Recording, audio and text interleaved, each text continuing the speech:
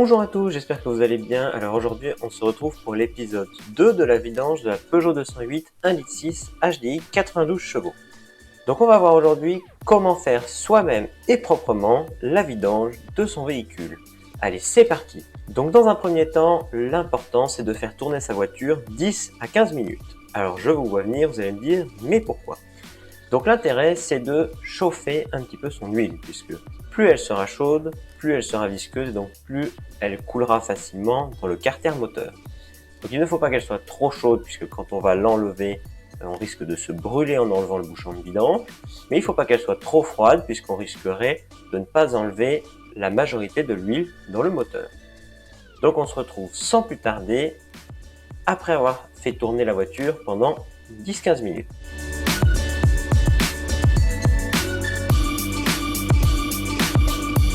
Donc ça y est, la voiture est rentrée au garage, donc on commence par retirer le cache moteur en tirant sur les deux clips en caoutchouc, puis en tirant le cache vers l'avant. Ensuite, on n'oublie pas de dévisser le bouchon de remplissage d'huile moteur pour éviter l'effet ventouse et pouvoir le dévisser lors du remplissage. Donc ensuite vient le moment de dévisser le cache moteur. Donc la partie avant comporte 3 boulons à dévisser, comme vous pouvez le voir sur cette vidéo. Donc nous en avons un à l'avant gauche, un au centre et un à l'avant droit. Donc de la même manière, vous trouverez respectivement à gauche et à droite deux boulons, un très à l'avant et un avant le triangle de suspension des roues avant. Donc il faut les dévisser, ce qui vous fait au total 7 boulons à dévisser pour décrocher le cache moteur.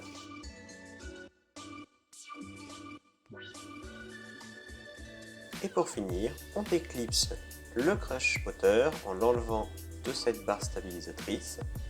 Voilà, et on le repousse. Et donc, à droite de la voiture, on retrouve le carter noir avec le bouchon de vidange.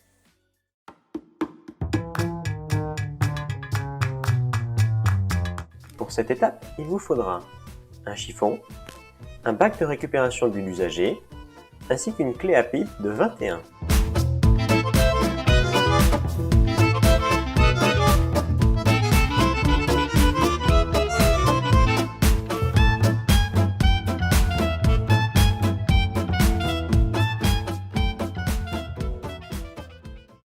Alors, pendant que l'huile coule dans le bac de récupération d'huile usagée, nous allons nous atteler à changer, nettoyer, donc dans mon cas ce sera un nettoyage simplement, du filtre à air. Allez, c'est parti, je vous montre comment on fait.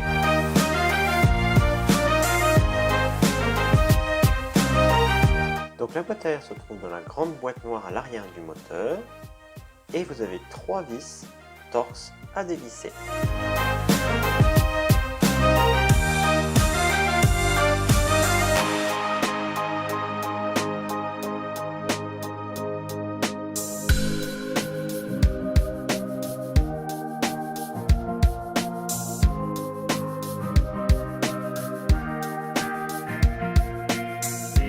Et donc après nettoyage ou changement, il nous suffit de répéter ces mêmes étapes pour remonter la boîte à air.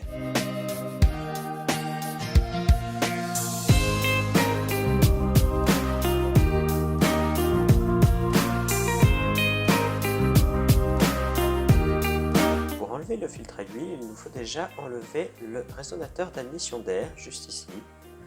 Donc on déclipse, ensuite on tire vers le haut et puis on pousse la petite languette afin de décrocher le tube d'admission d'air.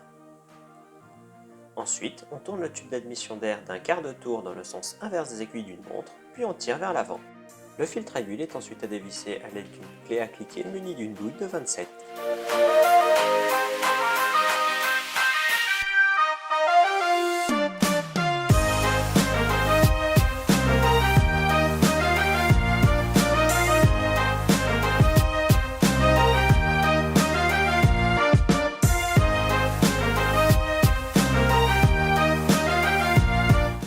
Aussi attention de bien placer notre bac de récupération d'huile usagée en dessous du filtre à huile afin de récupérer le peu d'huile qui va couler du filtre à huile.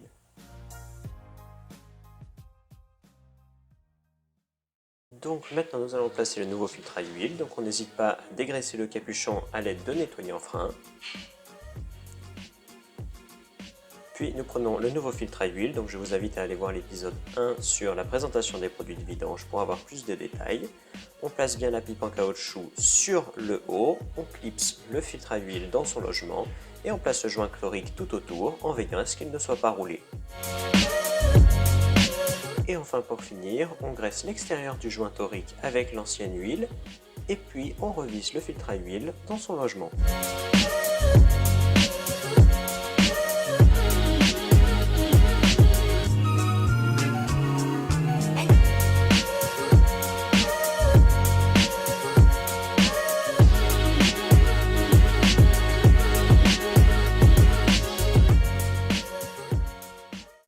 Alors, avant de finir la vidange et de faire les niveaux, il nous reste encore à changer le joint de bouchon de vidange et à le remettre.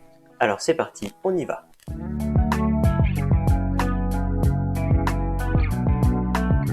Donc là encore, l'opération n'est pas très compliquée, il suffit d'enlever l'ancien joint de bouchon de vidange et de placer le nouveau. Encore une fois, si vous voulez de plus en plus d'informations sur ces produits, je vous invite à aller voir l'épisode 1 de la vidange de cette voiture en cliquant sur la capsule juste en haut. Et enfin, on revisse le bouchon sur le carter d'huile.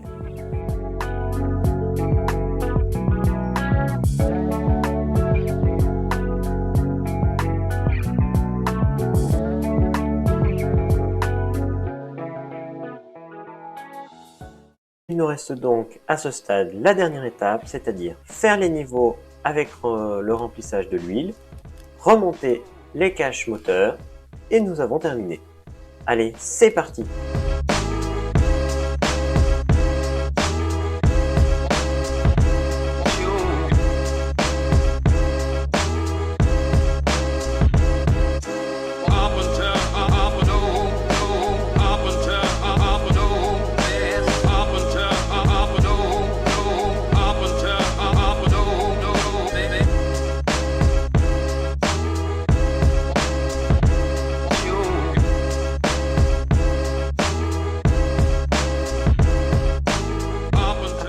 Le remplissage du réservoir d'huile et de lave-glace, on vérifie les niveaux.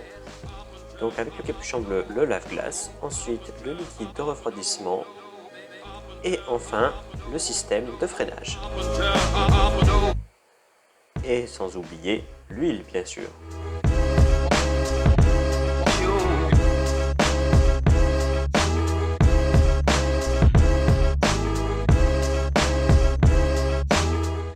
Et enfin, on termine par le remontage de tous les caches moteurs.